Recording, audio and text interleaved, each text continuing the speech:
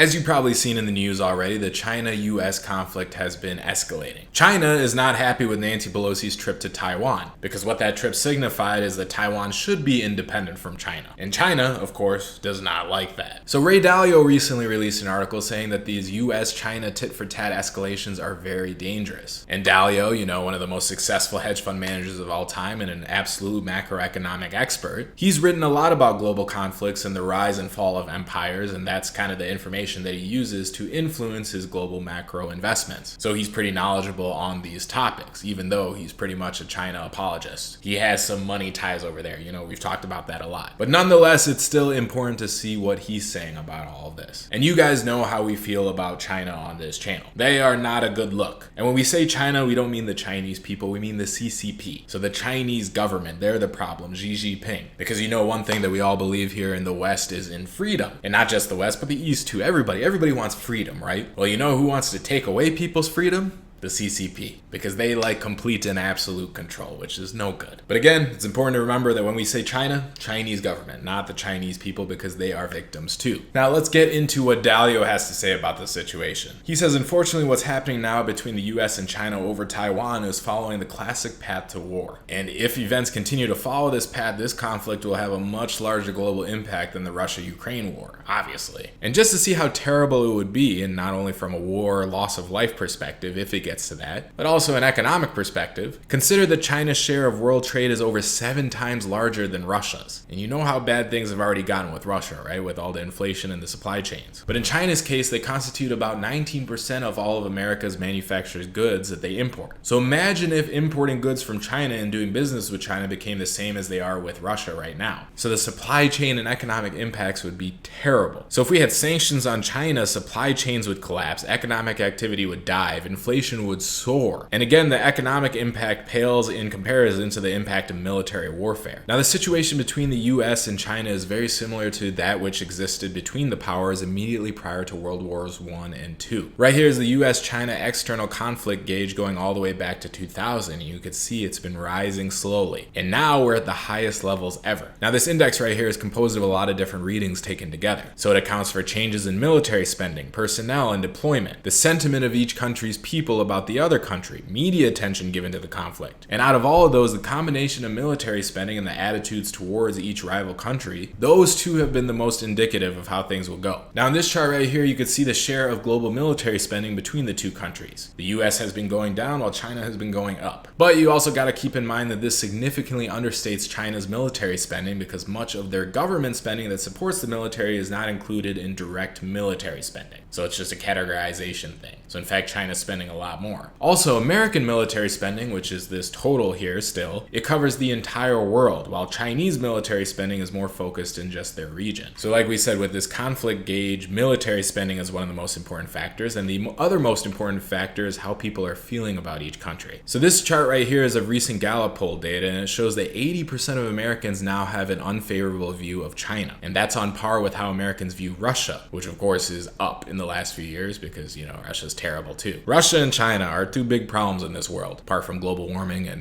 everything else. We got a lot of problems. And I will say that I'm kind of glad that people are waking up to how bad the CCP is. Of course, the downside is that, according to Dalio, this will lead to war. But it would be nice if at the very least non-essential industries would stop doing business with China, like the entertainment industry, including sports. And we've talked about this in previous videos, how no one wants to stop doing anything with China because there's so much money involved, which is BS. Have some morals. But that's why Americans learning how bad the CCP is good, because then these companies have to listen to their customers. And if their customers don't want them over there, then they're not going to be over there. Because in the grand scheme of things, they will lose money. And yeah, at the end of the day, it's all about money. Now, to put the existing level of conflict between China and the US in perspective, this table kind of compares past readings and the wars around those readings. So you can see World War I, World War II, Cuban Missile Crisis, and the China reading today is 1.2, which meaning it's 1.2 standard deviations above the average, which is a reading operating in the high end of the range of major conflicts. Now, while this conveys a high level and risk of conflict, it should not be misinterpreted to mean that something worse is coming, because sometimes these moments of heightened conflict are followed by a stepping back from war. So for example, the period leading into the Cuban Missile Crisis had a relatively high reading of 0.9, but wiser heads prevailed, and so a potential disaster was avoided. So that could happen here too. Now, as for what's happening right now, we talked about it a little bit, but the Chinese are responding to Nancy Pelosi's visit by cutting off most relations and demonstrating that they can militarily control the area around Taiwan, which implies that China could shut Taiwan off from the rest of the world. So imagine that and its implications, because imagine, like, say if semiconductor chips couldn't get out of Taiwan, that would be a big problem for the entire world. They're a huge producer. And China is also displaying its military power and is crossing previously uncrossed lines. They're closing in on Taiwan. And you know, China believes that Taiwan is a part of China. They don't believe in their independence. They don't believe in anyone's independence. That's the problem. So Pelosi's visit was perceived by China as a move in favor of Taiwan's independence, rather than toward one China with Taiwan part of China. So now it's essentially challenging the US to stop it from doing what it's doing. And now the question is whether the US will respond with another escalation that will prompt another Chinese response, and that's the classic tit-for-tat acceleration into war, or each side will step back. So stupid wars often happen as a result of this tit-for-tat escalation process, in which responding to even small actions of an adversary is more important than being perceived as weak, especially when those on both sides don't really understand the motivations of those on the other side. Though I think China's motivations are pretty clear, and that's where you kind of see Dalio's bias. In this whole article, he talks about, oh, it's unclear what China wants to do. No, Dalio, I think it's pretty clear. Now, history shows us that this is especially a problem for declining empires, which tend to fight more than is logical because any retreat is seen as a defeat. And right here he's talking about the US. So take the issue of Taiwan. Even though the US fighting to defend Taiwan would seem illogical, not fighting a Chinese attack on Taiwan might be perceived as being of a big loss of stature and power over other countries that won't support the US if it doesn't fight and win for its allies. But that's why I think the US fighting to defend Taiwan is not illogical. You gotta draw a line somewhere. Additionally, such defeats can make leaders look weak to their own people, which can cost the political support that they need to remain in power, which, you know, that's always the politician's number one goal. So you cannot back down. Don't want to look weak. Now, this conflict right now is still a low-grade military conflict. It's what Dalio calls a Category 2 military conflict because 1, it has not yet produced an exchange of bloodshed from people on the two major sides, so Chinese and or Americans, and 2, it's not taking place on either country's homeland, even though the Chinese would say that Taiwan is their homeland. But if either of these were to change, that would be the next big step up towards an unimaginable all-out war, which Dalio still considers improbable though, so that's good. A good thing is that sensible people on both sides are scared of war, even though they don't want to look like they are. But a bad thing is that some people on both sides, once again, want to intensify the fight because to not do so in the face of provocation would be perceived as a sign of weakness. So it's going to be interesting to see what happens here, especially if economies are going into recession and inflation is high. You know what politicians like to do. They like to make a common enemy so that everyone can blame them for everything, which puts the pressure off of themselves, the politicians. That's why when you get into economic history, it's very tied with wars. Will that happen? We don't know. We gotta wait and watch. And in the meantime, let me know down below what you think. Make sure you comment. Obviously, no one wants a war, but you also can't let China get away with everything. And after you do that, make sure you watch this video right here where Ray Dalio warns of a European implosion. It's not looking good for Europe right now. So comment down below and then click this video and I will see you there.